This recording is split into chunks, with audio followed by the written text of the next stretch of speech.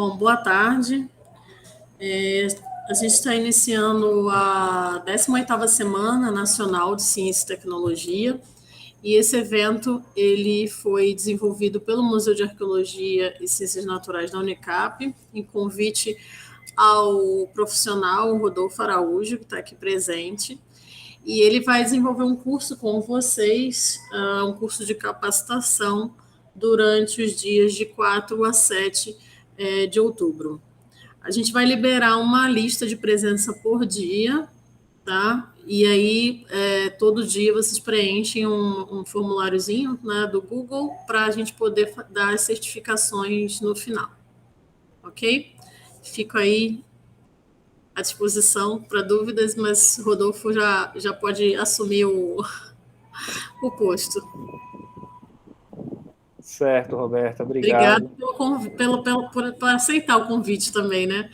Obrigado eu pelo convite. Eu quero já deixar aqui o meu agradecimento por ter convidado e agradecer à Católica, ao museu, a você, por essa oportunidade, que é sempre bom a gente estar conversando sobre esses temas, principalmente em relação a ajudar outras pessoas a quebrar o gelo com determinadas ferramentas, né, de computacionais que, apesar de serem de fácil acesso, às vezes não estão tão disponíveis assim quanto a gente que trabalha com ela no dia a dia acha que elas estão.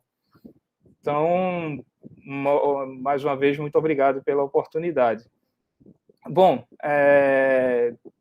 vou me apresentar. Meu nome é Rodolfo Araújo. Atualmente, eu estou como analista de recursos costeiros da Secretaria de Meio Ambiente e Sustentabilidade do Estado de Pernambuco. E também desenvolvo pesquisa. Eu sou aluno de doutorado da Universidade Federal de Pernambuco, no Departamento de Oceanografia, e estou desenvolvendo uma pesquisa na qual eu uso muito as ferramentas de geoprocessamento e, consequentemente, sistemas de informação geográficas e dados de sensoramento remoto, especificamente dados orbitais, que são dados de satélite, e dados de imagens adquiridas com o que a gente chama comumente de drones. Então, esse curso que eu montei a pedido da professora Roberta, ele vem, na verdade, como eu falei, ele vem para tentar quebrar esse gelo, porque às vezes eu vejo pessoas que têm uma intimidade, uma desenvoltura muito boa com sistemas computacionais, com a parte até de programação, mas às vezes essas pessoas não têm uma familiaridade com ferramentas tão acessíveis como eu vou apresentar para vocês ao longo desse curso. Então, o curso ele tem o objetivo de mostrar a base. Não é assim, eu não vou me aprofundar, eu não vou entrar em conceitos complexos, eu não vou entrar nos conceitos matemáticos, então a gente vai ficar muito superficialmente, porque eu queria nivelar com a base.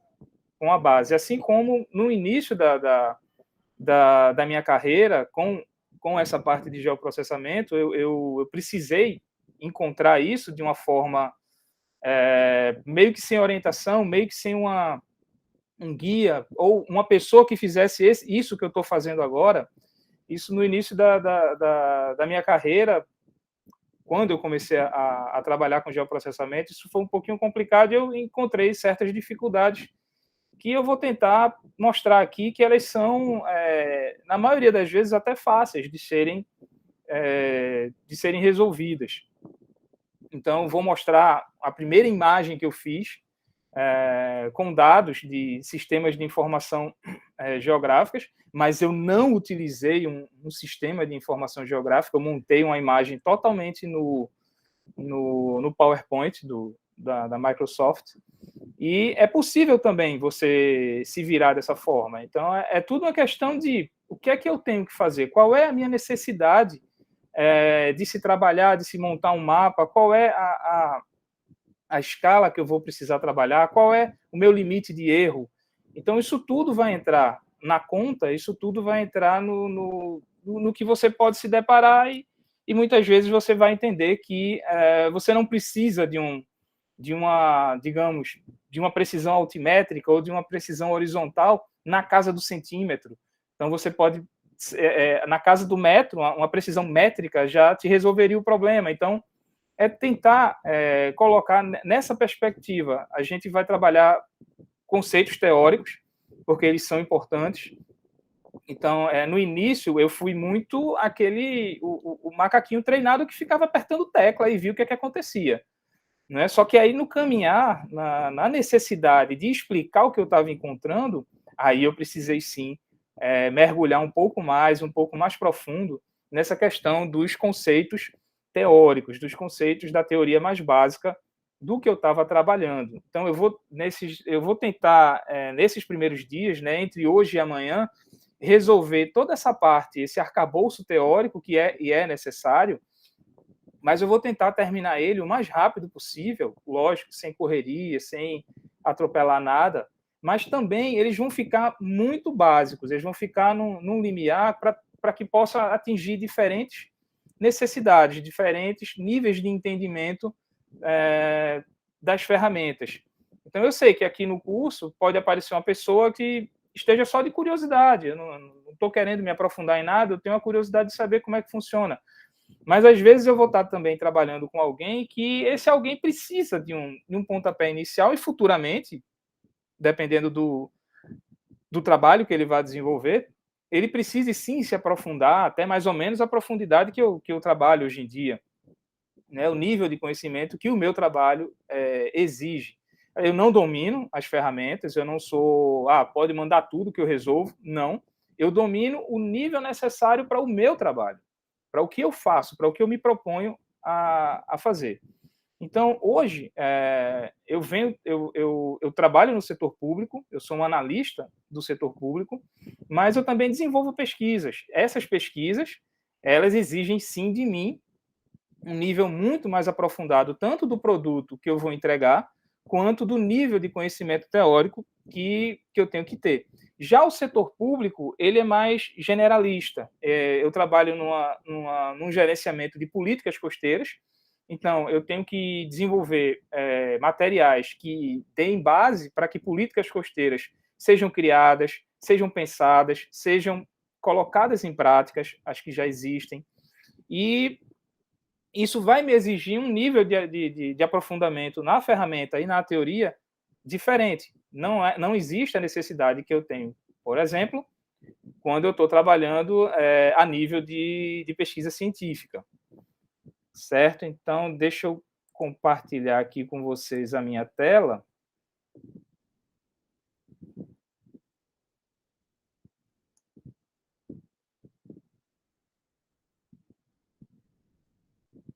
Eu acredito que todo mundo já consegue compartilhar junto comigo. E vocês conseguem ver o slide? Sim. Ótimo. Então, vamos lá. Bom, o título está um pouquinho diferente do que a professora Roberta colocou na inscrição, mas é só o título que está um pouco diferente. A gente vai trabalhar aqui os sistemas de informações geográficas, construção de mapas e edição de imagens de satélite.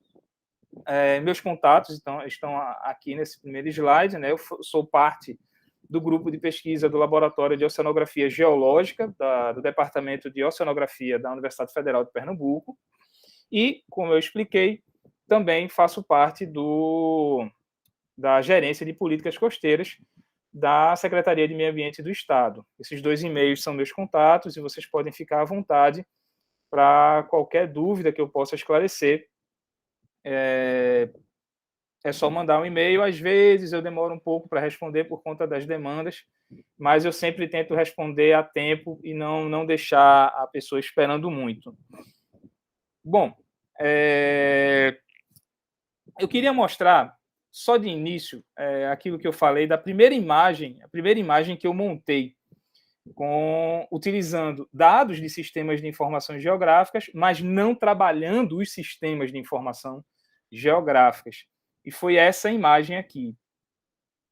essa imagem, ela foi toda montada no PowerPoint. E aí eu vou explicar a vocês que é uma imagem que é válida, é uma imagem que serve, mas ela é muito engessada em determinados aspectos. Por exemplo, esse recorte que eu fiz do mapa do Brasil, esse recorte que eu faço... Rodolfo, Oi. Desculpa. Tem muita gente tentando acessar e parece que a minha internet não está funcionando e eu não estou recebendo essas solicitações de aceite. Talvez eu vá ter que sair da sala, só que quando eu sair da sala, aparentemente a reunião vai ser cancelada. Então, você quer reiniciar tudo? Roberto, não, seria... A gente começa tem dessa... Tem um jeito, Sérgio? Você bota para gravar e você sai. Mas Não, aí encerra até o último ficar. Quando você voltar, você pede para parar de gravar. Tá ok. Eu posso continuar, então? Pode. Tá, então, qualquer coisa você me chama, que eu paro. Tá ok. Aí, vamos lá, né? Aí eu fiz um recorte aqui do estado de Pernambuco. E aí eu sinalizei com linhas em vermelho para identificar que eu estou falando do litoral norte de Pernambuco, a ilha de Itamaracá. Aí eu utilizei uma imagem do Google Earth. Eu baixei essa imagem do Google Earth. E no próprio Google Earth você consegue deixar o grid, que são essas linhazinhas mais clarinhas em branco, que a imagem colorida da ilha de Itamaracá tem. Você consegue deixar isso aceso, consegue deixar isso ligado, o que vai me ajudar a colocar aqui, se vocês seguirem a cruz do meu mouse, a colocar aqui uma escala para referenciar o leitor da imagem que esse comprimento aqui, ele representa uma distância de 4 quilômetros dentro da minha escala. Então, eu faço um outro recorte e apresento um zoom da imagem da área que eu vou trabalhar, que é o Pontal Sul da ilha de Itamaracá, e consigo, através de uma imagem de satélite, dar esse zoom e detalhar um pouco mais a minha área de trabalho, coloco uma legenda aqui do lado, coloco também os pontos cardinais aqui na imagem. Então, isso tudo foi feito de que maneira? Eu olhando como as outras pessoas faziam, só que eu não sabia utilizar nenhuma ferramenta computacional dos sistemas de informações geográficas, que a gente chama de SIG. Eu não consegui utilizar nenhuma ferramenta computacional SIG, porque eu não sabia. Na verdade, nessa época, eu mal sabia que elas existiam. Por conta de eu fazer... na verdade, eu também sou aluno de engenharia ambiental. É um curso que eu faço à noite, mais como... não para mudar de profissão, mas como um complemento aos meus conhecimentos. E esse curso de engenharia foi onde eu comecei a ver os primeiros sinais de que existe vida além do Google Earth. A gente não precisa depender do Google Earth para conseguir trabalhar essas imagens. Então, a gente vai utilizar o Google Earth. É uma base de dados fantástica.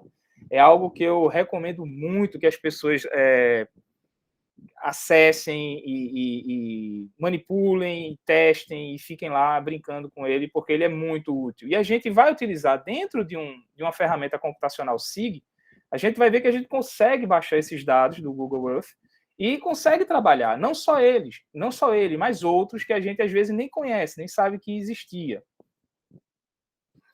Então, vamos lá, né? Vamos entrar aqui no mundo dos sistemas de informações geográficas.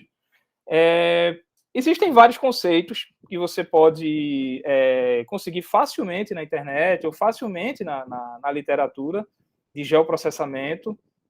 Isso não é nenhum mistério, não é nenhum segredo, não é nenhum pulo do gato.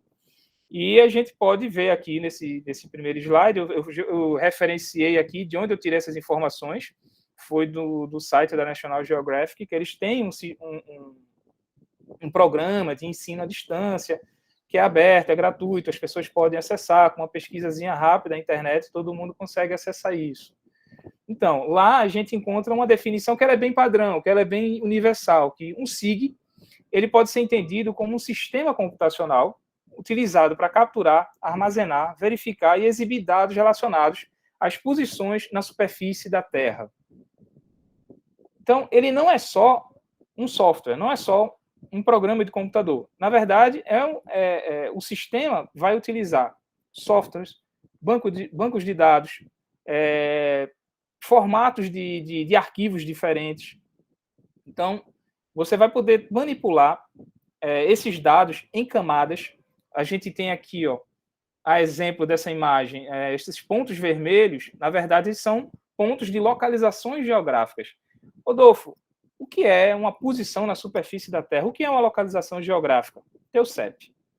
Teu CEP é uma localização geográfica, porque a partir do momento que alguém pega aquilo ali, consegue traduzir aquela informação e consegue entender que aquela informação te dá a localização de uma rua, às vezes uma localização de um prédio inteiro. Existem prédios que têm um CEP próprio, de tantos endereços que ele tem ali dentro.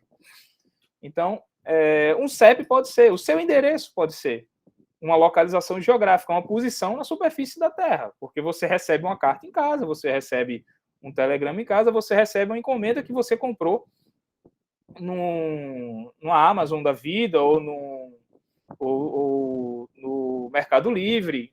E essas empresas que eu acabei de citar, elas usam sistemas de informações geográficas para poder trabalhar, para poder receber os produtos que essas empresas comercializam e também distribuir esses produtos. Então, os pontos vermelhos a gente pode entender ou como coordenadas geográficas ou como CEPs, por exemplo, um zip code, como internacionalmente conhecido. E a gente tem também aqui embaixo uma outra camada, que são essas linhas, elas vão fazer parte do quê? Logradouros, podem ser endereços, podem ser demarcações de lotes, podem ser demarcações de limites de propriedades, podem ser divisões de países, de estados. Então, nesse caso aqui, é fácil de entender que se trata de endereços. E as camadas sucessivas que a gente está vendo aqui, elas podem representar várias informações geográficas diferentes.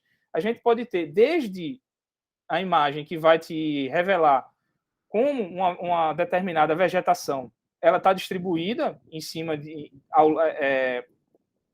alguma área, ou também o relevo desse local. Ele também você pode ter uma imagem que só te mostre as curvas do relevo, né, as cotas altimétricas, por exemplo, e você pode ter também as mesmas imagens sendo classificadas e te mostrando informações diferentes. Por exemplo, essa aqui pode estar te mostrando como as divisões dos quarteirões de uma cidade estão dispostas no mapa daquela cidade.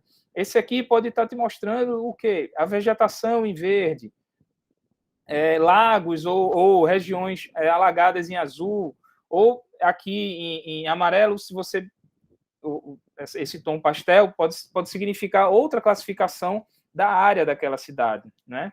Então, assim, um SIG ele pode mostrar muitos tipos diferentes de dados em um mapa, como eu havia já adiantado, né? Ruas, edifícios, vegetação, relevo.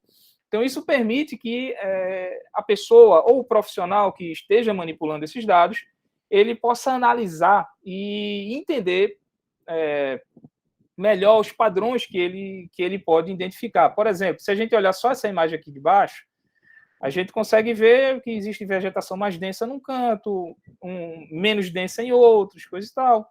A gente consegue ver também algumas curvas aqui que ficaria um pouco difícil de identificar se a gente estivesse trabalhando apenas essa informação da vegetação, mas a camada superior, que só mostra o relevo, ela dá uma ideia melhor dos dados altimétricos desse relevo, né, das curvas de nível desse local, onde é um vale mais baixo, onde é um vale mais...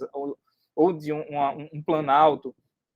Então, todas essas informações são importantes na hora que você está trabalhando dentro de um sistema de informações geográficas. Ou seja, o sistema de informações geográficas ele não vai se resumir apenas a um software. E, na verdade, é algo que se desenvolveu muito rapidamente, se desenvolveu de forma bem contundente, com auxílio da tecnologia da computação, né? Com auxílio da ciência da computação. Mas a gente vai ver ainda hoje que, na verdade, esse trabalho com o sistema de informações geográficas, ele é bem anterior a qualquer sonho de computador. Bom, o que é que você pode pegar como dado, né? Os dados dos sistemas de informação geográfica, né? O SIG. Né? Como eu estava explicando, você vai partir de uma fonte de dados que ela pode estar trazendo para você dados, por exemplo, de ruas, como eu falei,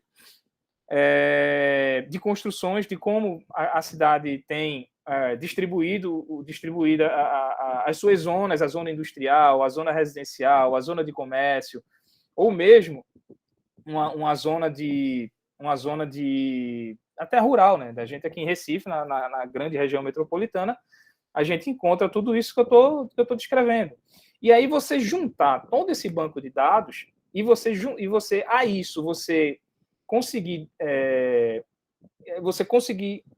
agregar isso, uma forma de você analisar esses dados e de você separar esses dados, de você trabalhar esses dados, você vai estar fazendo o seu sistema de informações geográficas funcionar, independente dele ser uma ferramenta computacional, ou você está trabalhando isso com sobreposição de mapas por folhas de mapas. Então, isso aconteceu, por exemplo, na época da construção de Brasília. Você teve pessoas trabalhando sistemas de informações geográficas com mapas de papel. Então, você não tinha o incremento que você tem hoje da ciência da computação, e você tinha que trabalhar com a ferramenta que era disponível na época. E você trabalhou de forma muito mais analógica, né? Então, aqui nesse slide, né, muitos tipos diferentes de informações podem ser comparadas e contrastados usando o SIG, podendo incluir dados sobre pessoas, população, renda ou nível de educação. Você vai poder separar, por exemplo, qual é o nível de desenvolvimento humano de determinados bairros. Você consegue isso por meio de um sistema de informação geográfica. Por quê? Você pode pegar um dado que você levantou, por exemplo, eu sei que o metro quadrado mais caro da cidade do Recife, muito provavelmente, eu posso estar desatualizado, mas muito provavelmente é o bairro de Boa Viagem. Então, você pega toda aquela informação de preços de imóveis em Boa Viagem e você adiciona aquilo ali uma coordenada geográfica. Ou seja, eu tenho o meu metro quadrado aqui, vou chutar um valor, mas o meu metro quadrado aqui vale R$1.000. Aqui aonde? Em Boa Viagem. Mas Boa Viagem aonde? Aí você vai refinando, vai afinando isso, até você chegar a uma coordenada geográfica ou a um CEP, ou algum tipo de identificação que vai te relacionar com a posição daquele dado que você captou. Ou seja, eu sei que dentro de Boa Viagem, determinado conjuntos de quarteirões que estão à beira-mar, eu sei que ali tem um metro quadrado mais caro da cidade do Recife. E aí você consegue plotar essa informação no mapa. Ou seja, você partiu de um banco de dados, você agregou uma informação geográfica a esses dados e agora você consegue incluir no teu sistema de informações geográficas e você consegue trabalhar isso, né?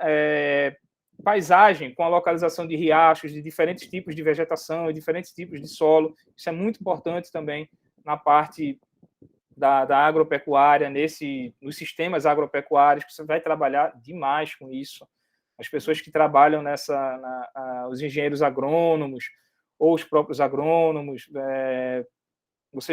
essas pessoas vão trabalhar muito com isso desde o início da formação deles. Então, dentro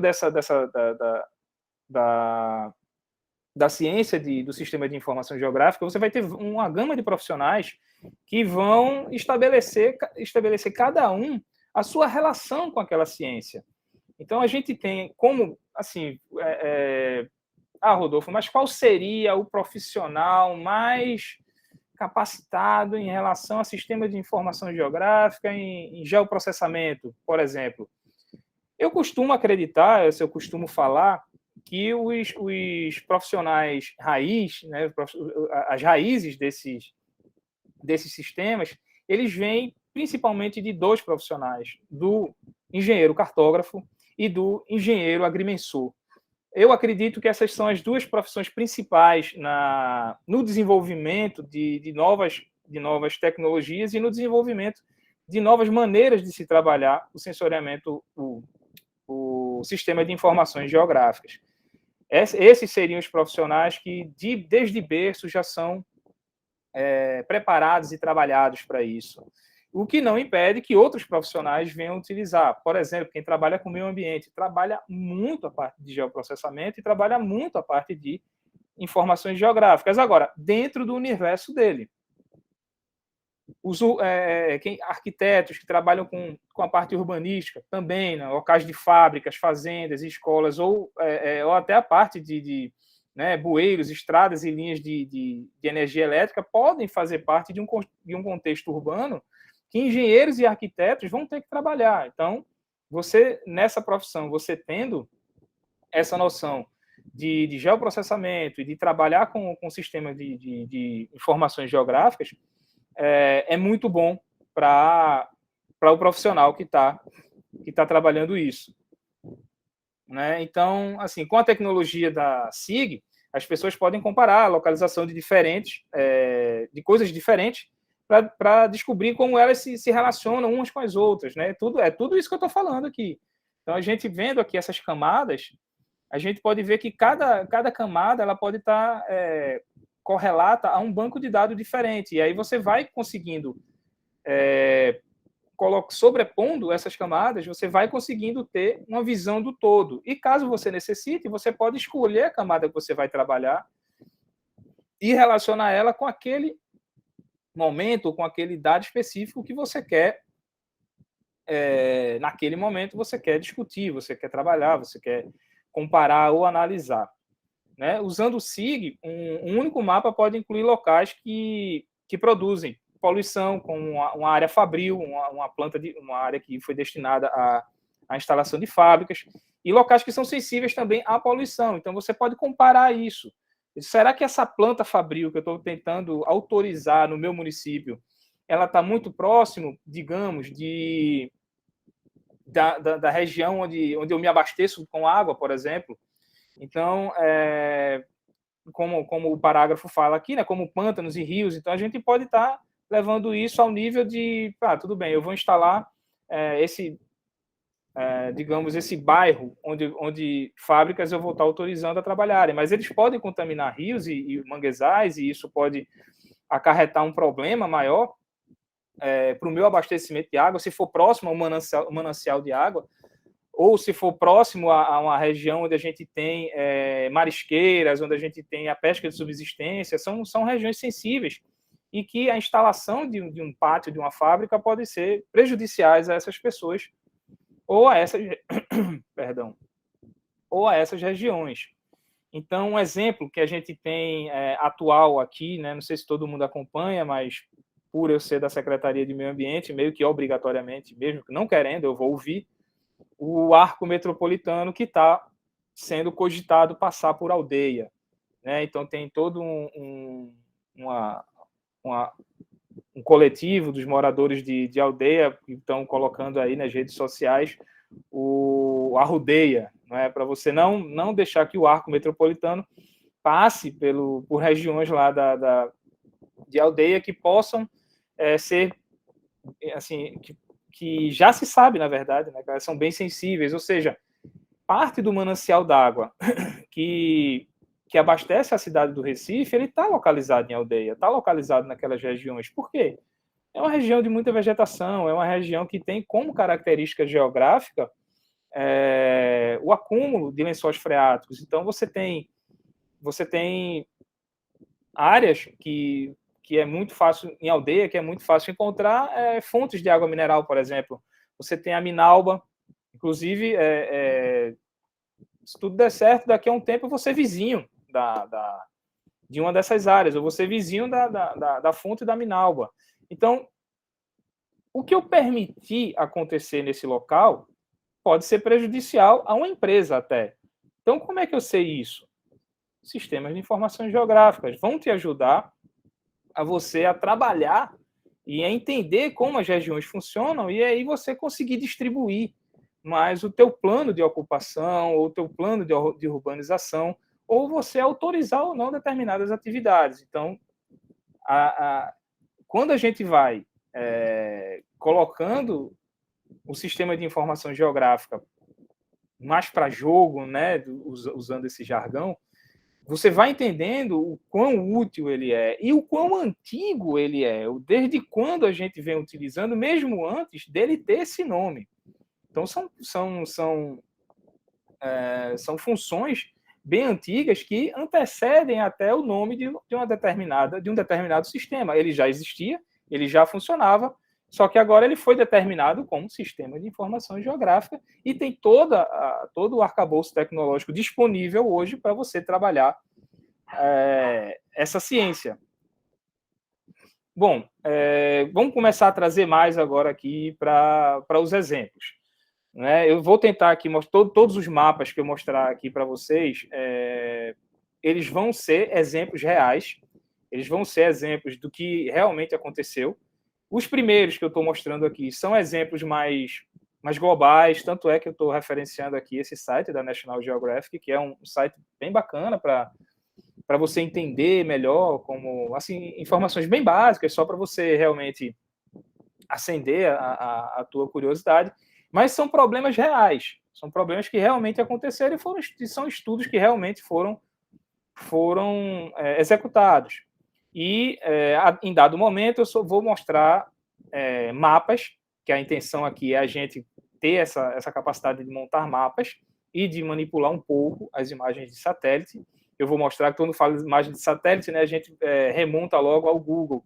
Então, mais uma vez, né, eu vou mostrar que existe vida além do Google Earth e vocês vão entender o que é uma imagem de satélite do Google Earth e como uma imagem de satélite chega para a gente trabalhar, se a gente não está trabalhando com um banco de dados do Google Earth, que, por sinal, é um banco de dados público. Você pode acessar, mas assim, vai precisar ter um pouquinho de intimidade com programação, mas você vai ver que pode ser acessado e pode ser trabalhado. Inclusive, eu faço isso, eu trabalho com um banco de dados do Google Earth na minha pesquisa científica e já estou trazendo isso para a minha realidade como gestor público, como trabalhando para uma gerência pública.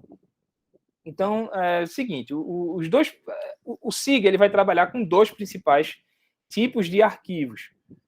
Existem mais, mas os 2 principais que a gente vai trabalhar são esses aqui, o raster e o vetor.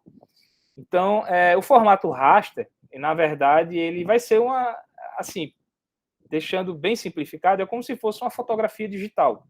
Então, a fotografia digital, quando você dá um super zoom, quando você estoura a fotografia digital, né, ela fica pixelada. Então, a menor unidade de qualquer imagem raster, de qualquer imagem fotográfica digital, a menor unidade dele é uma célula, um pixel. Então, o que você pode ter são as diferentes resoluções do tamanho do pixel. Eu tenho uma câmera que me dá 12 megapixels ou 60 megapixels. Isso vai depender do equipamento que você tem disponível. Mas aqui a gente vai trabalhar a resolução espacial de um pixel, ou seja, qual é o tamanho desse pixel? Quantos centímetros quadrados esse pixel vai representar na vida real? Quantos metros quadrados esse pixel representa na vida real? Então, a gente tem aí sempre uma relação de escala. E essas escalas é que vão dizer o quanto daquele meu pixel ele representa, qual o tamanho qual a área que aquele meu pixel ele representa no mundo real. E os dados de vetores, eles são diferentes, eles são um pouco diferentes. Os dados de vetores, eles podem ser pontos, como eu mostrei naquela primeira imagem, os pontos vermelhos, e eles também podem ser linhas ou polígonos. A exemplo dessa primeira imagem aqui, ela é uma imagem raster sobreposta por uma imagem vetorizada. E a gente vai entender também que você pode inverter isso, você pode vetorizar uma imagem raster e você pode rasterizar uma imagem vetorial. Isso vai depender da sua necessidade. Eu não vou chegar nesse nível de detalhamento, a não ser que alguém tenha uma curiosidade e a gente possa até testar. Não é algo que eu faço no meu dia a dia. Já tive situações em que eu precisei fazer, mas não é algo que eu faça costumeiramente no meu dia a dia, mas é uma função que pode ser executada.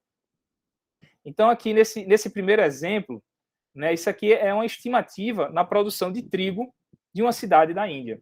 Então, aqui, seguindo no slide, nesse segundo parágrafo, o SIG também usa dados de satélite e de sensoriamento remoto. E eu vou explicar o que é sensoriamento remoto e o que é uma imagem de satélite mais para frente. Hoje eu quero terminar com vocês essa parte do que é o SIG, fechar tudo isso. Se der tempo, a gente já começa a entrar na parte de sensoriamento remoto, que também é uma parte bem importante, que é onde a gente vai aprender o que é uma imagem de satélite e quais são os primeiros passos para a gente começar a entender como manipular uma imagem de satélite. Então, esse uso aqui dessa primeira imagem são regiões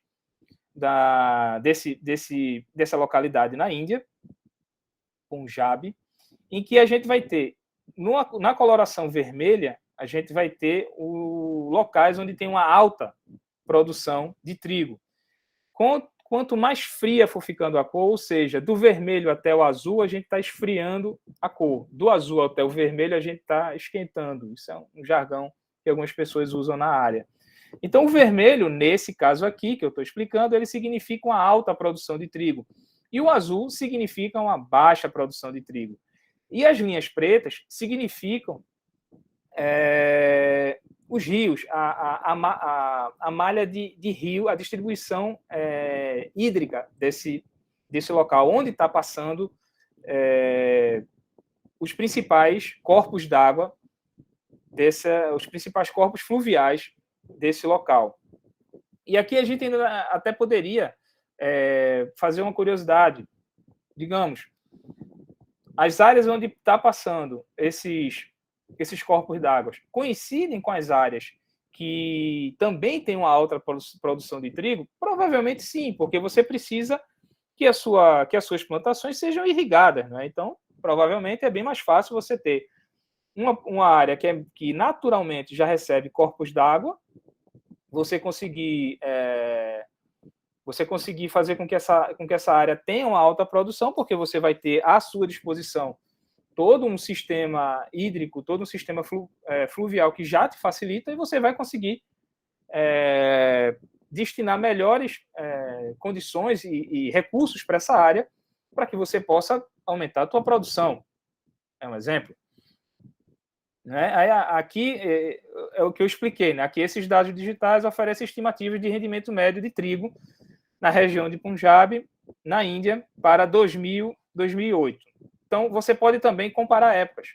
Você pode pegar o meu período de 2000 a 2008, foi melhor ou foi pior do que o meu período atual?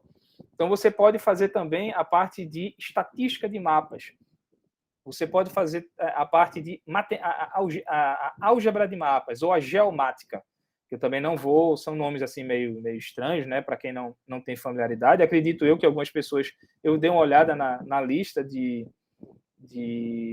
participantes, eu vi que tem alguns colegas meus, tem alguns amigos meus nela, e que essas pessoas já podem ter uma familiaridade maior com esses termos, mas, como eu falei, né, eu estou tentando nivelar pela base para que todo mundo, desde o curioso até a pessoa que tem um pouco mais de intimidade, elas possam acompanhar. Talvez, se você tiver muita intimidade com a coisa, fique chato, um pouco enfadonho, mas eu espero aqui, mesmo para quem tem uma certa intimidade, eu trazer um conhecimento novo, ou dar uma dica nova. A intenção é essa.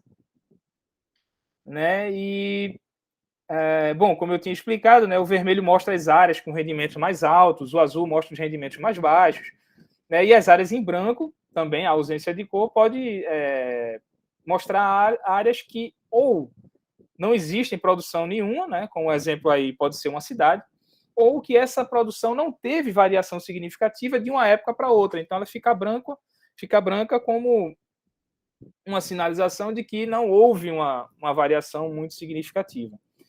E, como eu havia dito, as linhas pretas mostram a localização dos principais canais de água de superfície, onde os rendimentos tendem a ser maiores. Essa outra imagem aqui, essa de baixo, ela é um caso clássico, que as pessoas, os profissionais, às vezes, até correlacionam como o primeiro trabalho utilizando o sistema de informação geográfica, mas uma pessoa mais curiosa que possa ter a disponibilidade de ir catucar na internet alguma informação mais curiosa, né, e um nerdvana buscando isso, você pode ver que o sistema de informação geográfica foi utilizado pelos sumérios. Então, é algo bastante antigo. Não tinha esse nome, mas é algo bastante antigo. Esse caso aqui, ele é muito emblemático. Ele ocorreu em Londres, e Londres do século XIX, e é conhecido como o mapa da cólera. Então, muito antes dos dados digitais, os cartógrafos estavam compilando mapas pré-SIG. Ou seja, você tem um mapa base e muitas vezes você, utilizando aquele mapa base, você pega uma folha de papel ou um tipo de papel mais transparente, coloca em cima daquele teu mapa base, você já pode começar a plotar pontos, linhas, polígonos e determinar áreas. E você aí criou um sistema de camadas. Você tem uma camada superficial, que seria aquele teu mapa, digamos assim, mais transparente, que você consegue desenhar à mão, e teu mapa base, que está ali embaixo, né, que seria, digamos, seguindo estritamente esse exemplo aqui, seria as ruas da cidade. Então, você consegue plotar endereços, você consegue colocar pontos, você consegue medir distâncias, e você consegue fazer um desenho em cima de uma outra camada que você pode, a todo tempo, correlacionar com a tua camada de fundo. Isso falando da parte mais analógica possível, na parte realmente pré-SIG. Né? E aí, você utiliza, nesse caso aqui, desse exemplo, né, foi utilizado você utilizado os sistemas de informações geográficas, que poderia ser bem atual, só que na época dependia de outros dados. Então, isso, quem criou esse mapa foi o cara, era físico, era médico, se não me falha a memória. Ele tinha várias formações. O Jon Snow, não é o do Game of Thrones, mas também tinha esse nome, de Jon Snow. Se você colocar na internet, vai ver lá a história dele.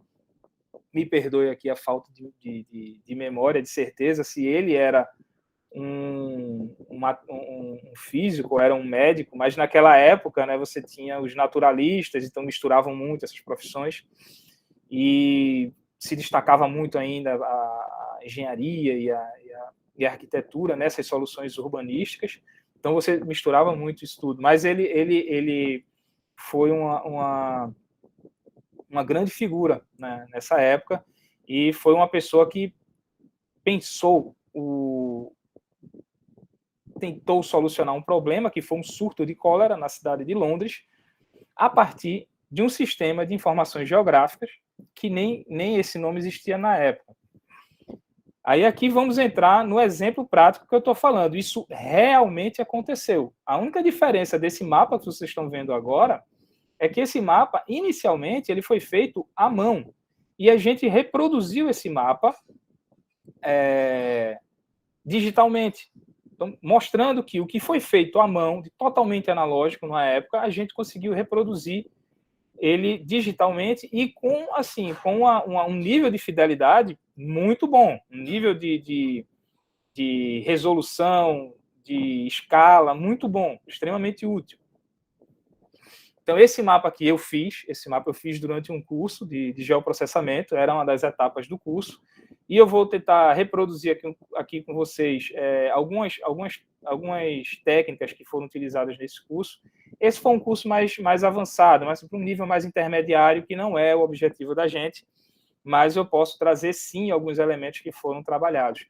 E aqui, como eu falei, você tem as ruas desse bairro, o bairro do Soho, em Londres, e cada bolinha dessa, cada pontinho desse aqui, significa um endereço onde ocorreu morte por cólera.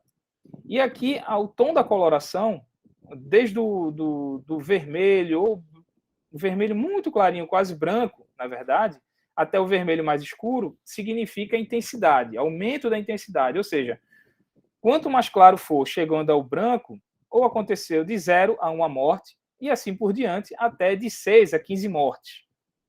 Então, esse foi uma primeira informação que esse cientista teve na época, que deu uma noção para ele de, cara, onde é que está morrendo mais gente? Todo mundo vai, acho que automaticamente, correlacionar isso com dengue, zika, chikungunya, ou com o que vem acontecendo com a pandemia, onde as cidades onde tem mais mortes, ou os bairros onde tem mais doentes, ou os hospitais para onde as pessoas mais estão indo. Então, você pode trazer isso para dentro de um sistema de informações geográficas e utilizar ele para planejamento. É a principal função de um sistema de informação geográfica, é a de planejamento. E também a de análise. Você pode planejar e você também pode analisar dados a partir desse sistema. Então, aqui, a gente tem a distribuição dos endereços onde aconteceram as mortes e quantas mortes por endereço aconteceu. Então, a gente pode, assim, num golpe de vista mais despretensioso, a gente pode imaginar que essa região aqui, mais ao centro, é uma região onde aconteceram mais mortes. E as regiões mais afastadas dela foram onde aconteceram menos mortes. Então, a gente tem uma concentração de mortes muito grande aqui nesses quarteirões. E aí vem a pergunta, por que essas mortes estão acontecendo? Qual é a razão de você ter uma concentração maior aqui nesse local? Então, vamos lembrar que a gente está falando da Londres do século XIX, né, de 1800 e alguma coisa. Então, você tem que se imaginar naquela época com as limitações tecnológicas e com as limitações de conhecimento científico daquele momento da história. Fora isso, a gente já começa a identificar aqui alguns elementos do mapa. Por exemplo, a borda do mapa ela está zebrada, ou seja, você tem um traço branco, um traço preto, um traço branco, um traço preto. A gente tem aqui no mapa as coordenadas geográficas que eu estou trabalhando. Isso são elementos importantes dos mapas, que eu já estou adiantando aqui, que a gente vai plotar isso, a gente vai entender como é que isso se procede, como a gente pode escolher, como a gente pode mudar, como a gente vai incluir isso nos nossos mapas. A gente tem uma escala aqui de distâncias, ou seja, se eu quiser ver que distância de um local onde ocorreu muito mais mortes para outro, eu posso utilizar essa escala que está aqui no canto. A gente tem também as legendas, né? O que é que significa o que está aqui no mapa? A tradução disso, né? Para que a gente possa entender. A gente tem o norte geográfico, então é importante você ter isso no mapa para a pessoa se localizar geograficamente, para se localizar o ponto cardinal para que lado está o norte, o leste, o oeste. Então, em sistemas de coordenadas geográficas, isso é muito importante. O título do mapa, do que você está falando? Esse mapa é referente a quê? Então, está aqui, casos de cólera em Londres. Aonde? No bairro do Sorro. Em que época? No século XIX, início do século XIX. E o que é que ele mostra? Mortes por domicílio. E aí, para você ter uma reprodutividade desse mapa, se eu puder reproduzir esse mapa para diferentes regiões, digamos assim, no Brasil a gente usa um sistema de referência de coordenada, nos Estados Unidos pode ser outro, em Londres vai ser outro. Então, a gente tem também que informar isso. Em que sistema de coordenada esse mapa está? WGS 84. Também vou dar uma pincelada de porquê dessa importância e como a gente referencia isso. E aqui um outro mapa, dando mais informações. Mas relativa ao quê? A proximidade do caso de cólera, a proximidade dos casos de cólera com fontes públicas. Fontes públicas de quê? De água. A cólera, hoje a gente sabe que cólera ela é uma doença que é veiculada pela água. Só que no século XIX não se sabia disso. Então esse cara o John Snow, começou a desconfiar. Cara, tem alguma coisa a ver com água. Porque essas pessoas estão próximas de fontes de água e as pessoas que moram longe de fontes de água ou que acessam fontes de água longe dessa região, essas pessoas adoecem menos, essas pessoas morrem menos. E aí também utilizando técnicas aqui já de geoprocessamento, né, dentro do sistema de informação, a gente consegue fazer essa medição dessas distâncias. Então, como a gente pode ver aqui na legenda, muito importante a legenda por conta disso. Esse símbolo significa uma fonte pública de água. Então, a gente tem essa fonte aqui, tem essa, tem essa, tem essa, tem essa. Então, onde é que estão concentrados os principais casos de cólera? Nessa aqui do meio.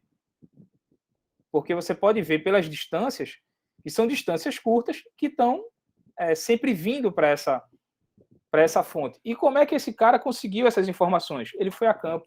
Ele bateu na porta e disse: quantas pessoas moram aqui? Quem teve a doença? Quem morreu dessa doença? Onde é que vocês pegam água? E ele foi coletando essas informações, e o que é que ele fez com essas informações? Deu uma coordenada geográfica para essa informação. Então, essa informação passou a ter endereço. Então, ele começou a conseguir relacionar isso com o que estava acontecendo e onde estava acontecendo. E, mais uma vez, os elementos do mapa, né? O norte, a borda do mapa zebrada, as coordenadas geográficas. Por quê? Porque você pode querer identificar um ponto que não está relacionado aqui, mas uma outra curiosidade ou uma outra necessidade sua, você quer identificar, por exemplo, esse cruzamento aqui. O que é que ele significa? Qual a coordenada geográfica desse cruzamento? 60 graus sul com 97 graus leste. Então, você pode conseguir identificar num mapa uma coordenada a qual o mapa não está falando sobre ela, mas você pode responder uma pergunta ou uma curiosidade sua com relação ao que o mapa informa diretamente ou indiretamente. E, mais uma vez, aqui a escala de intensidade. Quanto mais vermelho for, mais próximo de uma fonte d'água vai estar, e quanto mais azul tiver, mais longe de uma fonte d'água você vai se encontrar nessa questão desse mapa aqui. Mais uma vez, a escalazinha de distâncias. Então, você pode brincar com isso também, com as intensidades. Então, se uma cor mais vermelha, mais chamativa, eu quero identificar algo que está alto, algo que está acontecendo muito, botar aí uma radiação de cor mais forte. E uma cor mais fria, uma cor que você quer dizer que é uma distância muito grande para estar correlacionada com o problema que eu estou analisando. Então, você pode colocar aí um azul, um verde, isso tudo é super livre, isso aí cada pessoa vai fazer de acordo com o seu gosto, desde que ela informe o que ela está fazendo, para que o leitor daquele mapa ele tenha essa noção, né? Ele não fique perdido no mapa. Imagina se está tudo isso aqui, todas essas informações que eu estou passando para vocês, e não tem nenhuma legenda para explicar o que está acontecendo no mapa. Você não vai entender nada que está acontecendo aí. A não ser que você seja a pessoa que fez aquele mapa, ou você seja uma pessoa que já trabalhou com aquele mapa. Aí você consegue correlacionar, mas fora isso você vai ficar perdidinho. E agora, mais uma estratégia que você pode utilizar. Você criou um mapa de calor. Ou seja, dentro dessa tonalidade vermelha, quanto mais vermelho escuro for, mais eu estou correlacionando a minha área com os casos, com os piores casos. Então, eu tenho esse centrão aqui, onde o Jon Snow descobriu que estavam acontecendo mais mortes, e ele correlacionou a fonte d'água. No andar da carruagem, no andar do desenvolvimento tecnológico, foi observado que essa era a fonte que estava contaminada. E você fornecendo água de uma fonte contaminada para pessoas, essas pessoas podem contaminar outras fontes d'água, que a cólera está relacionada com a parte de saneamento. Então, se você não tem saneamento, você pode promover um problema gigante com isso aí. Então, a partir dessa análise, você conseguiu descobrir onde estavam acontecendo os piores casos relacionados à cólera e o porquê de estar acontecendo. Por quê? Porque tem uma fonte d'água contaminada. E aí a Prefeitura de Londres, todo mundo caiu em campo para tentar amenizar ou resolver esse problema. Só um instantinho, vou tomar um golinho d'água.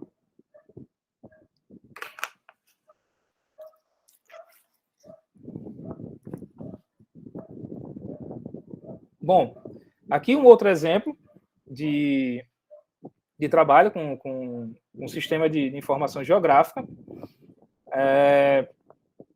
Essa aqui é um mapa de uma área de exploração de petróleo no sudeste e sul do Brasil.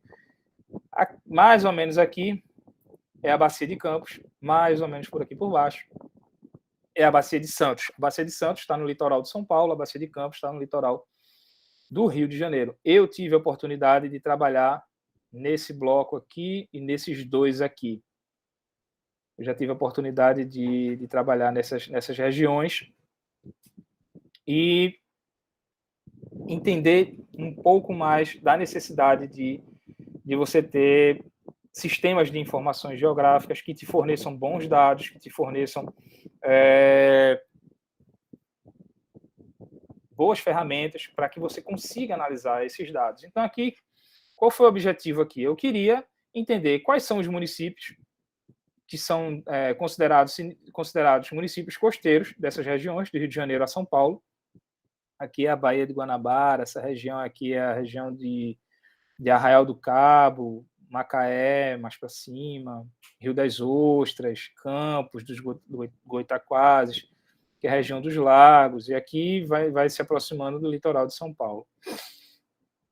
Enfim, o objetivo aqui foi você identificar as áreas de proteções, as áreas de proteção ambiental municipais e ver qual a posição geográfica dela em relação aos campos e aos blocos de exploração.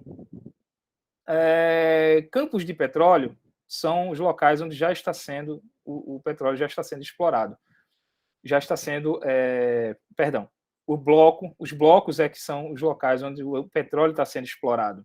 Os campos de petróleo são locais que você identifica o óleo, mas não necessariamente ele está sendo explorado. Geralmente, quando a gente vem falar de bloco, são regiões onde você tem a exploração já industrial, já instalada, já acontecendo. Bom, então aqui a primeira informação era, eu quero saber quais são as minhas áreas de proteção ambiental que possam estar sob influência dessa exploração, dessa indústria de exploração de petróleo oceânico. Então, isso também ficou muito bem discutido, né? Isso foi muito bem informado pela mídia quando teve aquela situação do vazamento de óleo aqui na costa do Nordeste. A gente teve que administrar essa situação e, mais uma vez, o sistema de informação geográfica foi essencial para você fazer essa análise, para você fazer essa pesquisa e comparar os seus bancos de dados, fazer os contrastes de regiões onde você poderia, por exemplo, destinar mais recursos. Eu tenho uma região que é mais sensível, se o óleo chegar lá naquela região, eu vou ter um problema muito grande. Então, você destina o teu recurso para aquela região que é mais sensível a esse impacto ambiental, a esse dano. Então, esse mapa, na verdade, foi construído antes desse problema do óleo acontecer aqui no Nordeste, mas já era uma realidade para quem trabalha no ramo da exploração de petróleo, porque isso acontece. Isso acontece. Mais cedo ou mais tarde, você vai se deparar com um problema desse, assim como está acontecendo agora na Califórnia. Se eu não me engano, teve um grande vazamento lá e está todo mundo doido, correndo para cima e para baixo, ver como vai fazer para fazer a contenção desse vazamento. Então, aqui, a primeira informação desse mapa é o quê? Onde está localizado meus campos e meus blocos, quais são os municípios e quais são as áreas de proteção ambiental. Aí a gente vem aqui na legendinha, né? Identifica o que é bloco e o que é campo, e pela cor você vai identificar onde estão as APAs e os municípios, né? Todo esse verde aqui são os municípios, e o bloquinho o quadradinho mais amarelo representa as áreas de APA que estão na região costeira ou considerada região costeira e que podem ser afetadas por essa questão do óleo. Um outro mapa, já com outro tipo de informação, que ele aqui quer localizar tudo isso que a gente discutiu, só que dentro de um limite de área de 200 quilômetros. eu estou restringindo a minha área agora, ou seja, eu estou trabalhando com minha base de dados, mas eu não quero mais tudo, eu só quero o que tiver dentro desse limite de 200 quilômetros. Antigamente, como é que você faria isso? À mão, sobrepondo camadas de mapa, né? Um mapa em cima do outro, e ia desenhando e fazendo toda aquela... os cálculos e as marcações à mão.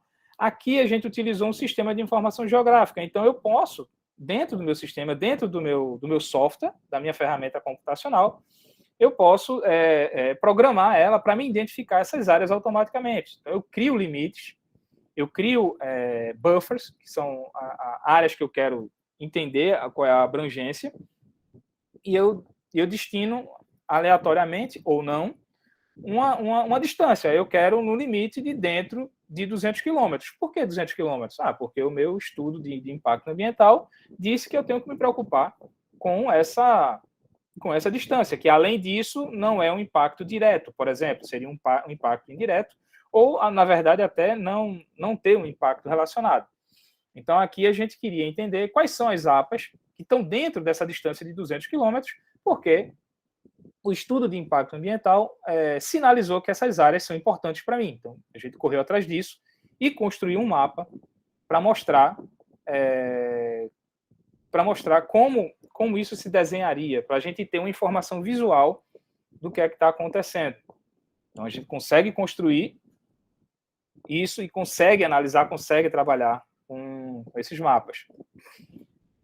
Esse mapa aqui é mais para mostrar as potencialidades que a gente consegue trabalhar. A gente consegue construir um mapa grande, um mapa maior, e nele identificar áreas que são de interesse. Aqui, no caso, eu quis separar quais são os blocos de exploração que estão dentro da bacia de Campos e quais são os blocos de exploração que estão dentro da bacia de Santos.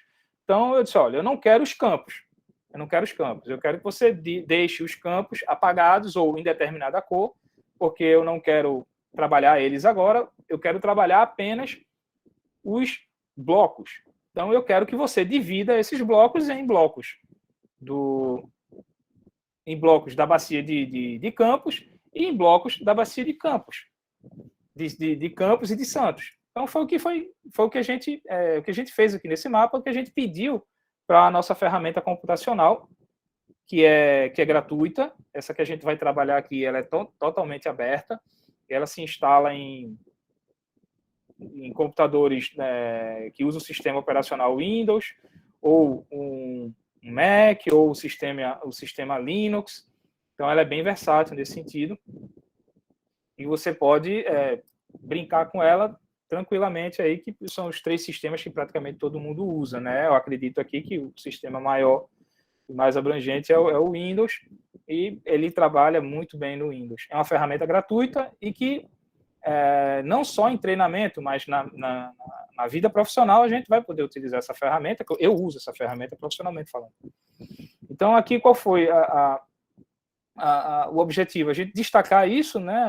Os blocos, Campos e Santos, e dentro do bloco de Campos, eu queria identificar 2, o Xerelete e o Xerelete Sul, que foram blocos que, na vida real, eu trabalhei neles. E aí eu quis dar um destaque a esses blocos. Eu quis mostrar no mapa, por exemplo, os blocos que eu estou me referindo são esses. Então, ao longo do texto, eu identifico o mapa da figura 1, e começo a descrever o que na figura 1 está... Qual é a minha intenção com a figura 1? A minha intenção com a figura 1 era dar destaque aos blocos do Xerelete Sul e o Xerelete Norte.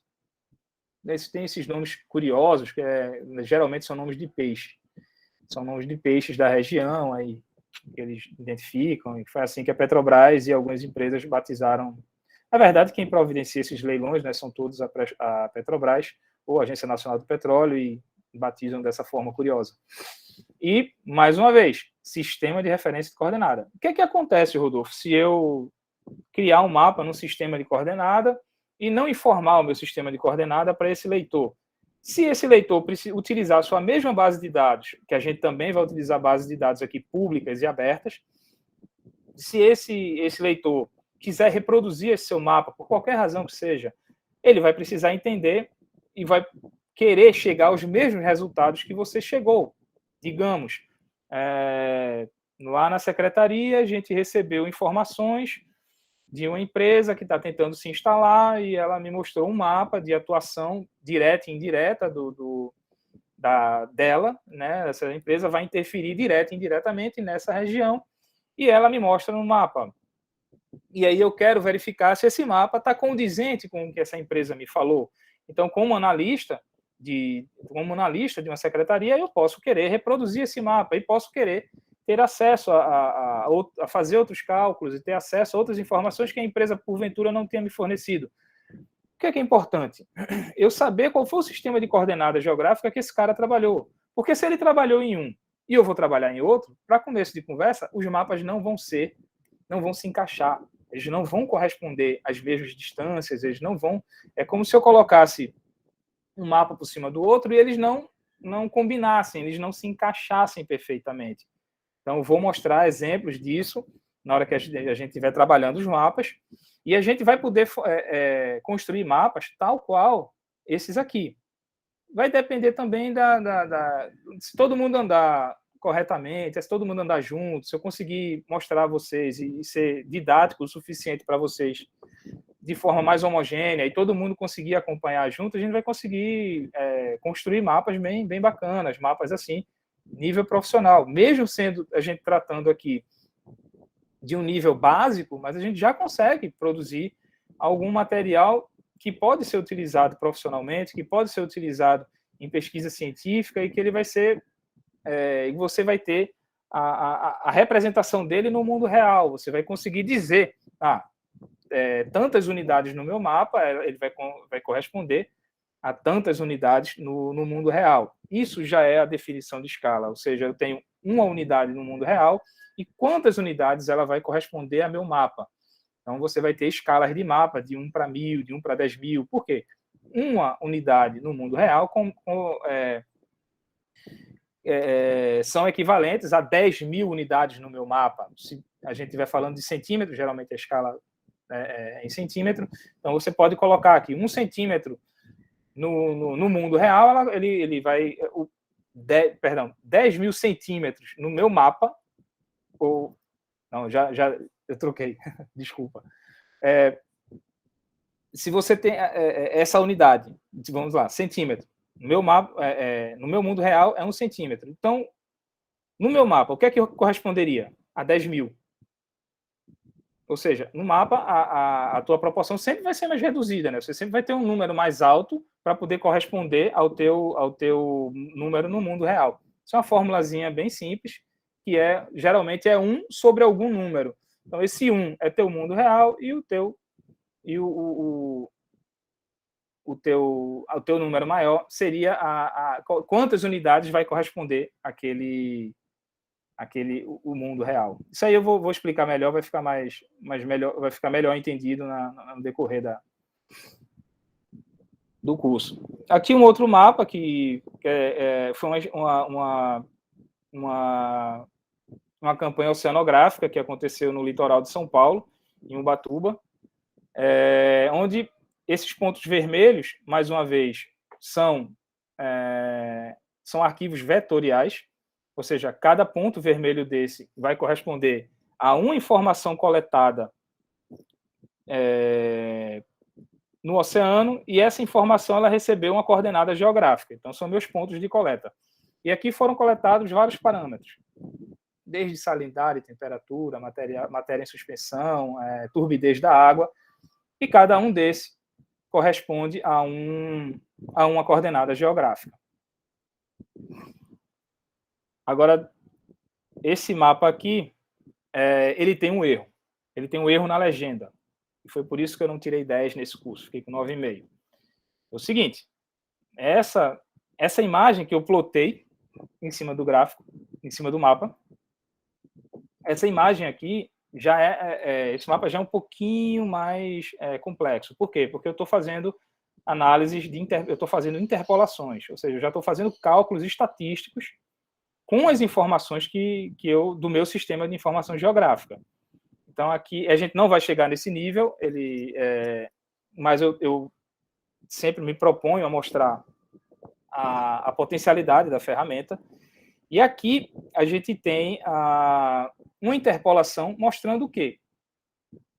Delimitando áreas onde a gente vai ter uma maior concentração de clorofila até uma menor concentração de clorofila. E isso é numa escala de cor que vai do azul ao vermelho. Mais uma vez, dando intensidade. Só que nesse caso aqui, a intensidade que foi dada, como eu falei a vocês, é livre isso, então, desde que você explique, desde que você ilustre isso para o leitor, você está livre para fazer como ficar mais adequado. Às vezes, você tem que seguir padrões, às vezes você tem que seguir normas. Por exemplo, você está escrevendo um relatório para a Petrobras. A Petrobras pode ter um padrão de, eu quero que nos meus mapas o nível de intensidade ele seja numa palheta de cor tal, e que o muito tenha determinada cor e o pouco tenha outra. Enfim, isso você pode se deparar ou com normas que vão te pedir, a depender de quem é o teu cliente ou para que fim você está fazendo aquele material, e isso pode deixar você um pouquinho engessado, tendo que obedecer a determinadas normas. Mas aqui no caso da gente não, é livre. No caso desse mapa que eu construí também foi livre, só que ele tem um erro. Tá, tudo bem. Eu estou entendendo que o vermelho ele está me informando aqui uma quantidade de clorofila de 0,13 a menos vai estar em vermelho. Ou seja, quanto menos clorofila eu tiver, mais vermelho vai estar a região no meu mapa. Quanto mais clorofila eu tiver, mais azul vai estar a região no meu mapa. Só que quanto de clorofila eu tenho? Eu não coloquei a unidade. Então, eu sei que é pouco clorofila e à medida que vai indo para o azul, eu tenho muita clorofila. Mas muito quanto? Qual é a unidade que eu estou trabalhando? Eu não coloquei. Então, mesmo que, por exemplo, você esteja trabalhando com algo que a tua unidade ela é adimensional, ou seja, você não tem uma unidade determinada, pode ser um índice, por exemplo, que você está trabalhando, mas você tem que deixar isso claro para o leitor. E eu não deixei. Se repete aqui nesse mapa, né? Eu não coloquei unidades, só que agora, em vez de clorofila, eu estou trabalhando com valores médios de material em suspensão. A minha imagem de fundo, né, a imagem que eu estou utilizando aqui, é uma imagem da banda 2 dos satélites Landsat, que são satélites da NASA. Então, vocês percebem, eu já comecei a trabalhar a imagem de satélite. Eu tenho uma imagem de satélite nessa imagem aqui, ela menos trabalhada, digamos, ela mais bruta, que não está. Vocês vão entender que até quando você chega para apresentar uma imagem de satélite no mapa, você já trabalhou essa imagem de satélite pelo menos um pouco. Aqui eu só fiz plotar informação em cima desse mapa, mas agora não. Eu não interpolei nada aqui. Eu só mudei a minha paleta de cor para quê? Nessa imagem de satélite da banda 2, eu sei que a banda 2 ela vai me dar uma informação mais rica sobre materiais em suspensão na água. Eu vou explicar, a gente vai entender isso um pouco mais na frente, mas a gente vai entender que cada banda de satélite ela vai ser propícia a te dar uma informação diferente de uma outra banda.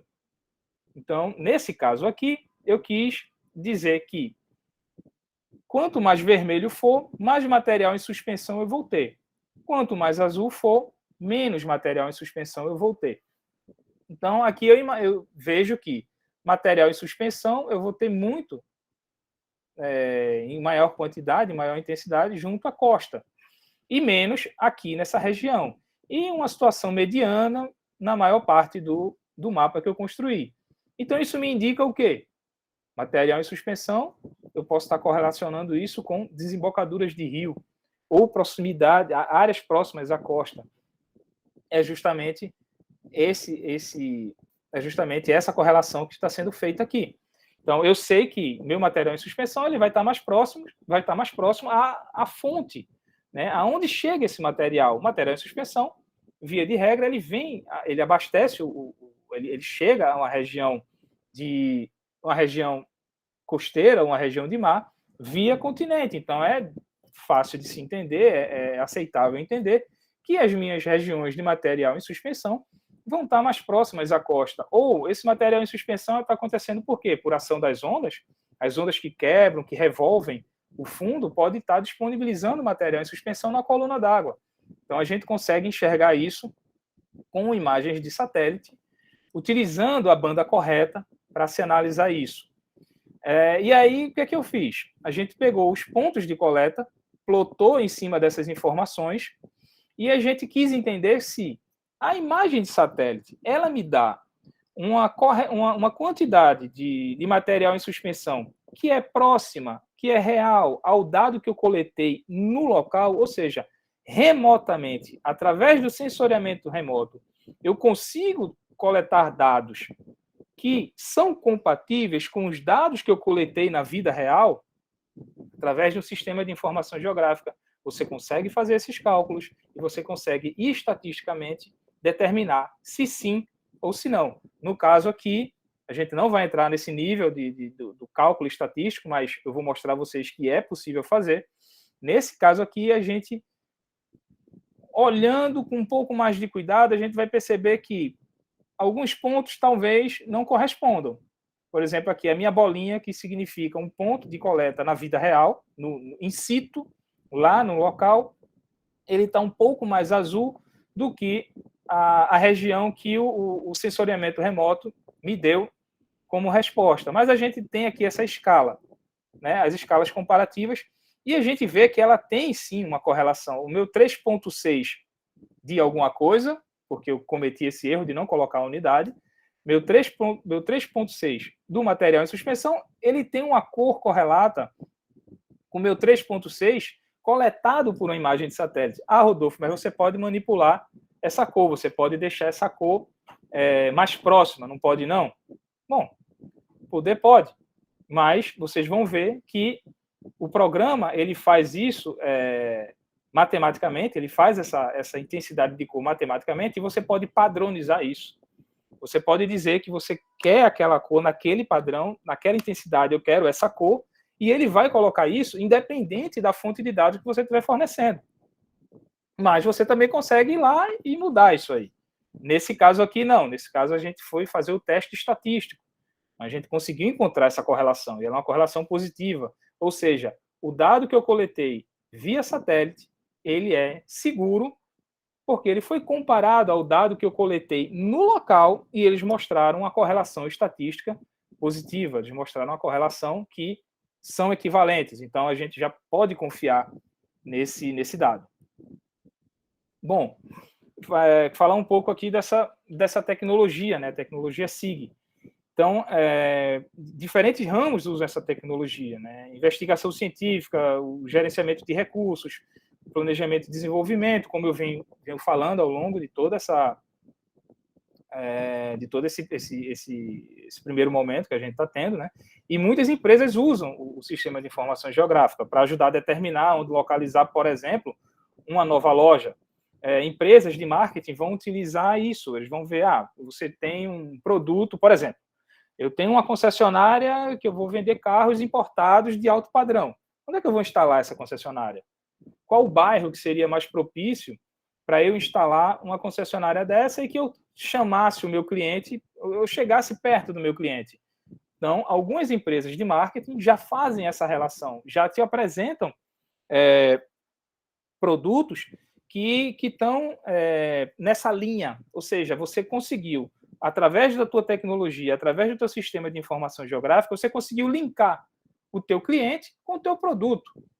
Então, isso é de uma riqueza tão grande e que a gente, às vezes, passa despercebido e não correlaciona.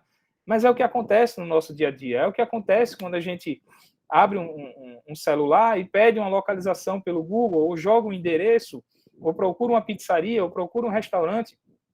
Tudo isso engloba esse universo do sistema de informação geográfica, né? Então, os cientistas usam o SIG para comparar estatísticas populacionais, recursos como água potável, né? Os biólogos usam o SIG para rastrear padrões de migração dos animais. Por exemplo, a NASA tem um programa de treinamento gratuito, mundial, que antigamente era feito de forma híbrida, presencial ou remota, né, ou virtual, através de pontos onde você tivesse parceiros da NASA naquele local. Agora, por conta da pandemia, a NASA abriu. Então, eles têm um programa que você consegue rastrear padrões de migração de animais e você consegue rastrear locais onde a vida desses animais seria mais propícia ou não. Entender por que determinado animal está migrando de um canto para o outro. E hoje, se vocês tiverem a curiosidade de acessar o site da NASA e de ver lá cursos, lógico, a gente tem que ter uma intimidade com outro idioma. A gente tem que ter uma intimidade com o inglês. Quanto mais intimidade com o inglês você tiver, mais independente nesse ramo da tecnologia do sistema de informação geográfica você vai ficar. Mas não é impeditivo. Não é impeditivo. A gente vai ver que existem vários bancos de dados e os softwares já vêm traduzidos e que vão ajudar bastante nessa atividade. Mas, claro, quanto mais intimidade com outro idioma você tiver, melhor. Hoje, né, nessa parte de tecnologia, geralmente o inglês ou o mandarim. A gente tem aí um crescimento dessas tecnologias, como sendo a China o provedor dessas tecnologias, muito grande.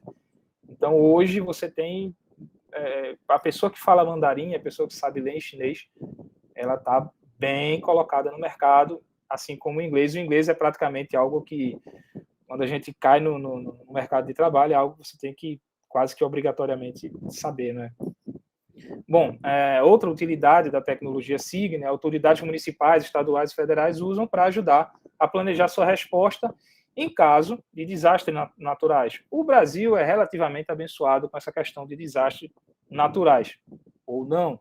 A gente tem problemas de cheia, a gente tem problemas de deslizamento, a gente tem problema de queimadas, a gente não tem aqueles problemas catastróficos como uma erupção vulcânica, como um maremoto, como um terremoto muito forte, mas nós temos os nossos problemas.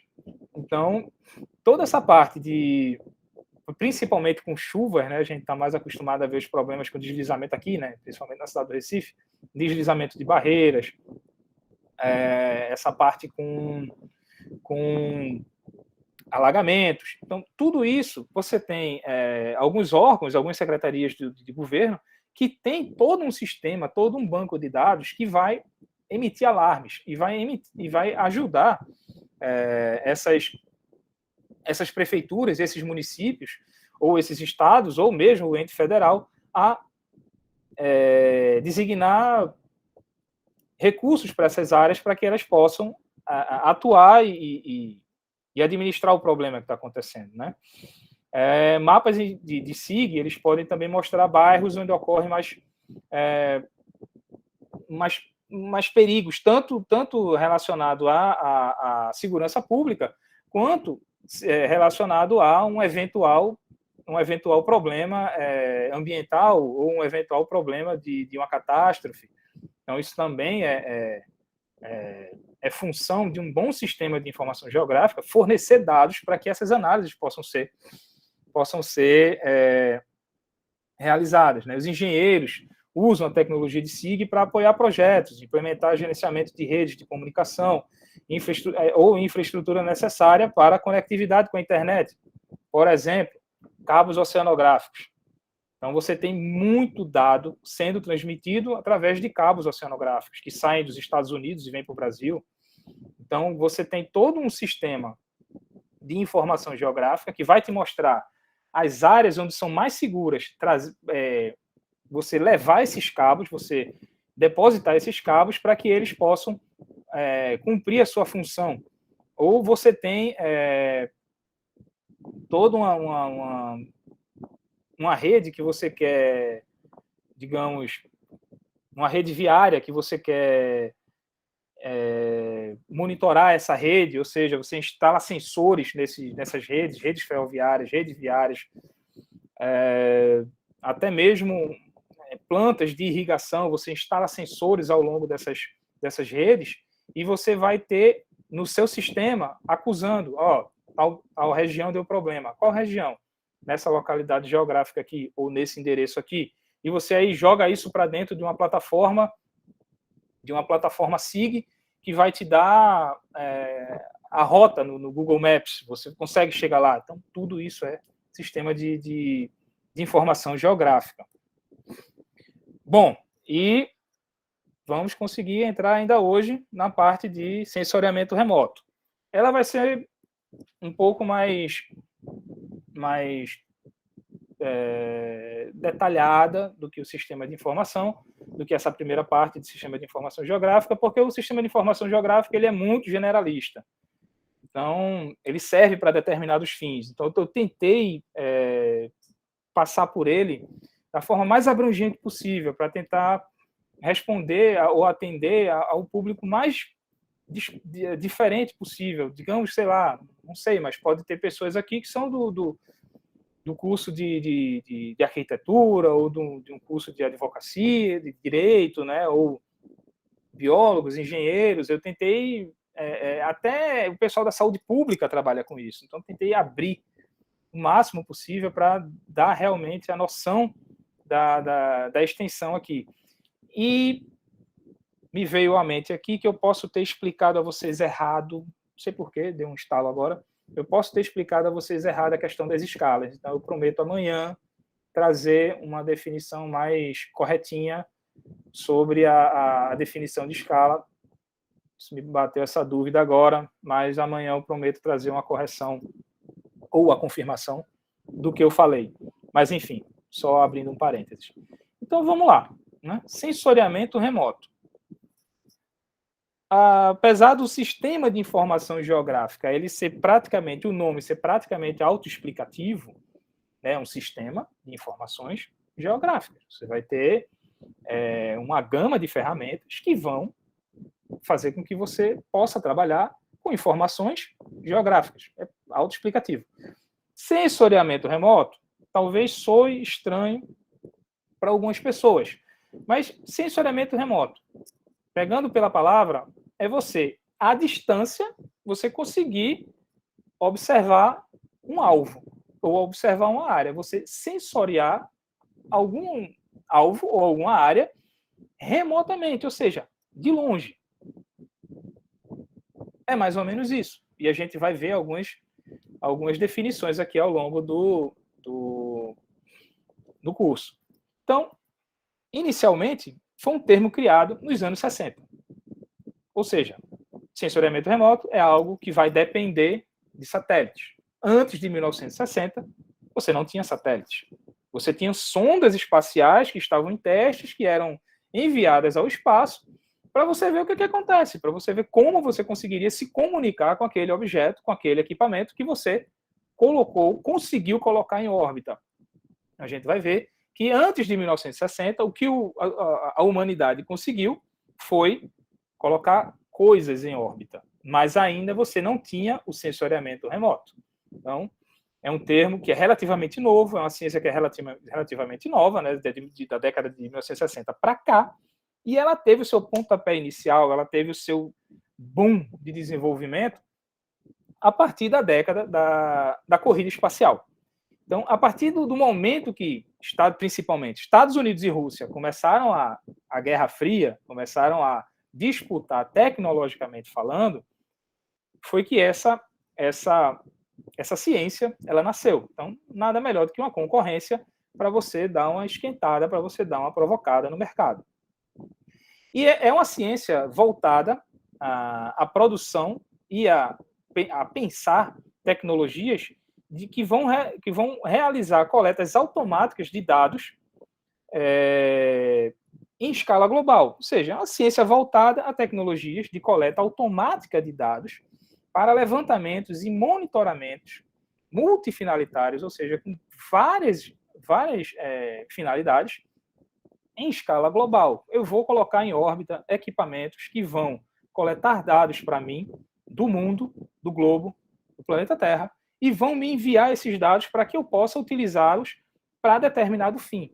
desde o fim mais tático e bélico e de defesa possível, ao fim mais normal, mais acessível ao cidadão comum, a nós, a gente, que eu quero trabalhar, mas eu não tenho um equipamento caro para colocar em determinada área, para coletar dados para mim e que eu possa trabalhar esses dados. Será que eu posso fazer isso com sensoriamento remoto, com dados de satélite? Eu digo a vocês que sim, porque é isso que eu faço todo santo dia, inclusive já com publicações científicas em revistas de destaque, provando que isso é possível, provando que um mero mortal, um réis mortal, uma pessoa comum, pode manipular esses dados. Basta você ter um pouco de informação técnica, de você se destinar a estudar um pouco mais o assunto.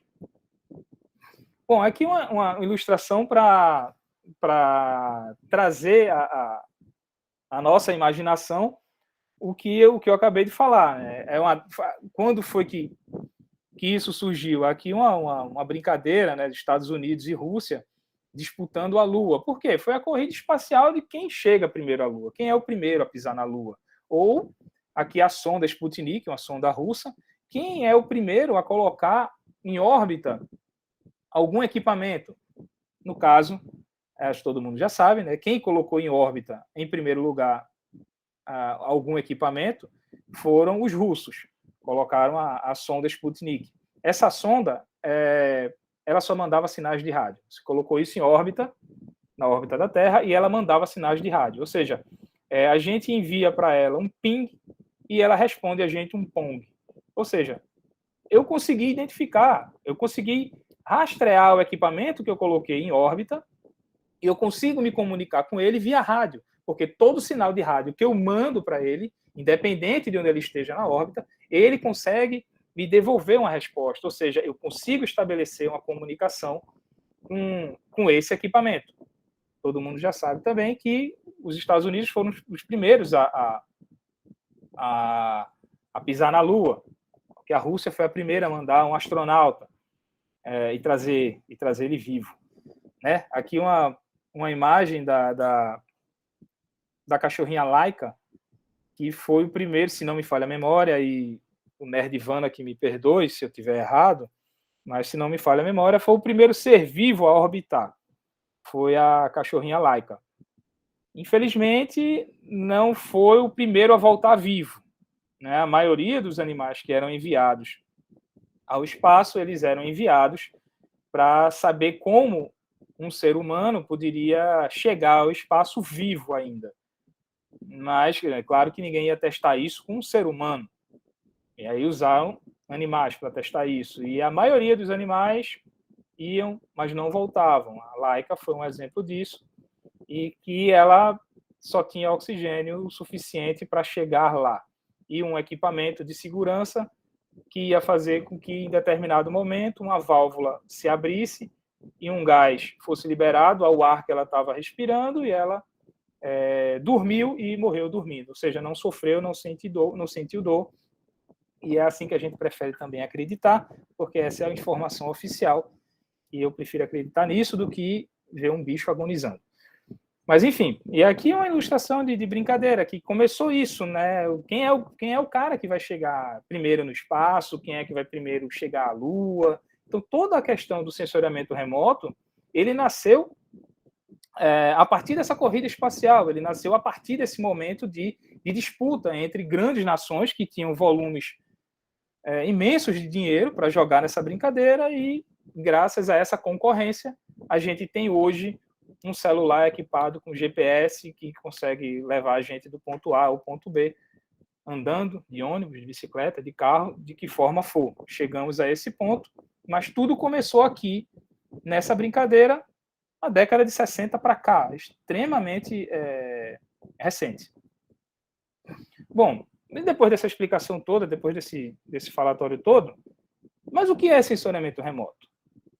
Toda a coleta automática de dados em escala global, ela pode ser considerada sensoriamento remoto? Vamos ver. Então, uma das primeiras tentativas de dar o que é sensoriamento remoto, né? De dar uma definição para sensoriamento remoto. é a ciência que trata da aquisição de dados de um objeto ou cena através de um sensor que está distante dos alvos. Ou seja, você tem que ter um sensor e tem que estar distante do alvo. E você tem que adquirir algum dado, você tem que conseguir coletar algum dado daquele alvo. Independente se teu alvo é um objeto, se é uma cena, se é uma área, uma casa, enfim. Outra definição é uma técnica de obtenção de imagens dos objetos da superfície terrestre sem que haja um contato físico de qualquer espécie entre o sensor e o objeto. A gente vai ver que não só imagens podem ser coletadas, mas outros tipos de dado, como temperatura, como dados topográficos, a gente consegue também adquirir através do sensoriamento remoto. E essa é a definição mais atual, assim, é a definição que eu mais concordo, é a definição, pode-se dizer que é até um pouco mais atual e que vai juntar as outras duas que eu acabei de mencionar. É uma ciência que visa o desenvolvimento da obtenção de imagens da superfície terrestre por meio da detecção e medição quantitativa das respostas das interações da radiação eletromagnética com os materiais terrestres. Então, mais uma vez, ela vem para coleta de imagem, mas não qualquer imagem. A imagem que é fornecida através de radiação eletromagnética, que eu vou explicar para vocês o que significa isso, não hoje, mas amanhã a gente entra nisso e finaliza essa parte teórica, por isso eu não dei, eu peço até desculpas por isso, eu posso ter ficado chato, enfadonho, porque eu não dei um intervalo, mas é porque eu queria tratar logo essa parte de dados, né, essa parte mais teórica, e ver se a gente conseguia já partir para a prática e aproveitar 2 dias e meio de prática, ou que seja, talvez 3 dias não, mas a gente tentar aí já entrar na prática, mostrar os softwares, ver como fazer o download, ver se está funcionando no computador de vocês, ver se isso vai funcionar direitinho. É por isso que eu quis correr um pouco mais com essa parte teórica e peço desculpas se eu tornei a aula um pouco chata, um pouco enfadonha, é por conta disso. Mas vamos seguir. Então, todas essas definições que eu mostrei a vocês, elas vão seguir essencialmente 3 preceitos básicos. Lógico, mais uma vez, eu estou partindo, eu estou nivelando para o conhecimento mais básico. Quando a gente vai entrando, ficando mais intermediário, avançado no assunto, você vai ver que esses preceitos básicos eles são mais elásticos, eles podem incluir mais informações e mais preceitos do que esses 3 que eu estou disponibilizando aqui. Exigência. A ausência de matéria entre o sensor e o objeto. Esse é o primeiro passo. Consequência disso, é possível transformar a informação coletada pelo espaço vazio. Qual o processo que a gente vai utilizar isso? O elo entre o objeto e o sensor, que é a radiação eletromagnética. Ou seja, no caso de uma imagem, a gente vai ver que o que o sensor está captando é a radiação eletromagnética que aquele objeto está emitindo, que aquela cena está emitindo. Então, a partir daí, esses são os preceitos básicos. A partir daí, eu consigo fazer aferições de temperatura, de altimetria. Então, a partir desse raciocínio básico de como eu vou conseguir captar uma imagem, eu consigo extrapolar isso para outros tipos de dado. Lógico, você não vai extrapolar isso de forma direta. Você vai ter que construir sensores específicos para cada tipo de alvo, para cada tipo de cena. O que você quer pegar? O que é que você quer pegar? A temperatura de uma determinada região, digamos, temperatura superficial do oceano em determinado local, você vai se utilizar de um sensor específico para aquilo e de uma banda específica para aquele tipo de dado que você quer coletar ou que você quer enxergar. E, nesse caso, a gente está relacionando com imagens. Então, esses 3 preceitos são básicos para o sensoriamento remoto como um todo e, especialmente, para as imagens. Que o que eu quero captar é o quê? a radiação eletromagnética que todo corpo vai emitir sob determinadas condições. Na verdade, é praticamente uma condição só, que a gente vai ver isso aí ao longo do curso. Bom, e chegamos à década de 60 e agora nós temos um satélite que vai coletar dados, vai fazer o sensoriamento remoto em si e vai nos fornecer dados, certo?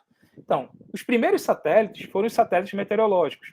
Esse aqui é um exemplo dele, o TIROS-1, que é norte-americano, foi a NASA, que colocou em órbita. Agora, vocês me perdoem, porque isso foi muito nos primórdios do sensoriamento remoto. Talvez a NASA não tivesse esse nome de NASA, mas isso é algo que está me surgindo agora aqui na cabeça. Mas vocês me perdoem aí essa falta de lembrança, de memória, mas vamos considerar que esse satélite foi colocado em órbita pela NASA. Se não foi isso, foi algo muito próximo a isso aí. Vamos lá. E os pioneiros, os satélites meteorológicos, né? Esse exemplo aqui, o TIROS-1, em 1960, nos Estados Unidos. E são satélites artificiais. A gente tem satélites naturais, mas eles não têm a função que o satélite artificial tem, né? Obviamente. Bom, e o que é que eles tentaram enxergar primeiro? Eles tentaram enxergar primeiro o padrão de cobertura de nuvens e as feições da superfície da Terra.